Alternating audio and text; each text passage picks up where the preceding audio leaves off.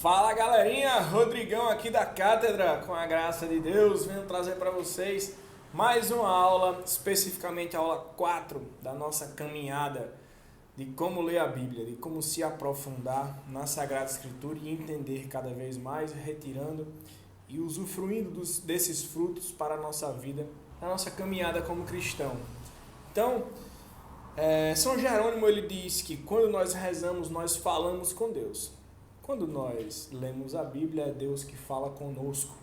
E aí eu vim trazer algo para que chame a nossa atenção para isso. Por mais que Deus fale conosco pela sua palavra, pela Sagrada Escritura, não necessariamente de maneira aleatória, a gente abrindo a Bíblia, Deus estará falando conosco. Como eu falei em alguma das aulas passadas, é necessário que nós tenhamos um olhar oracional e uma leitura oracional para com a palavra de Deus, para que assim Deus se manifeste. E como eu vou falar mais na frente, sempre, invoquem o Espírito Santo antes de começar a ler e começar a estudar as coisas de Deus. Portanto, o nome dessa aula é A Bíblia não tem para nós respostas prontas.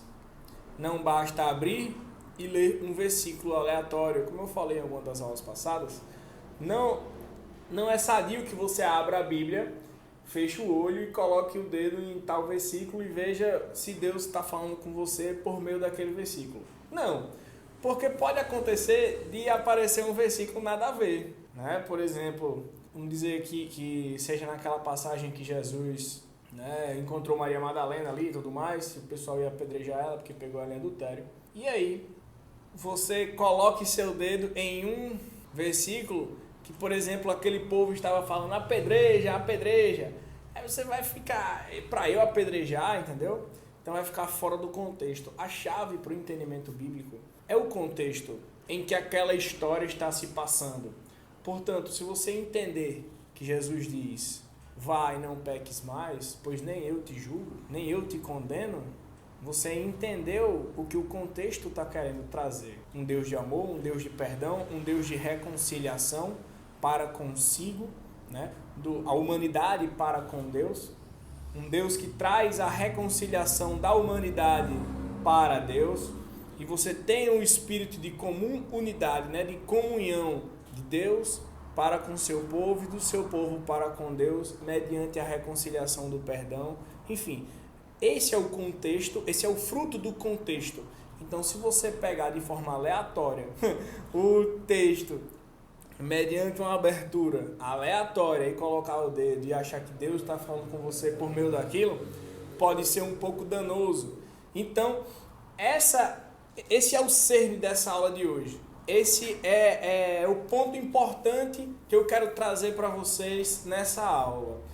É isso. É você conseguir extrair o resultado daquele contexto. Sempre lembrando das aulas passadas de não você utilizar, como eu falei na primeira aula, não utilizar para justificar coisas próprias suas, não utilizar fora do contexto porque vai requerer um pretexto e você vai colocar um contexto diferente naquele texto que você retirou, Então, do contexto que estava inserido. Então, o contexto bíblico ele é totalmente importante, pois ele foi escrito dentro de uma realidade que foi vivida, dentro de uma realidade que foi caminhada e dentro da caminhada de um povo.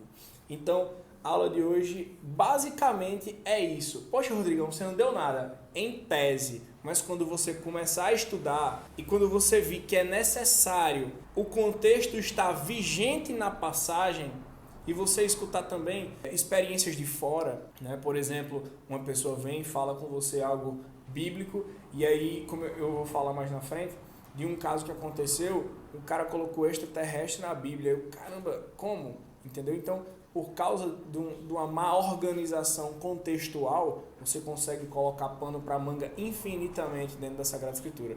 Inclusive, colocar até ela própria em xeque, com o que ela mesma fala dela mesma. 2 versículos se contradizendo fora dos seus contextos. Beleza? Espero que tenham gostado dessa aula. Vamos para a 5ª aula e a gente se vê lá. Cheiro grande no coração de vocês.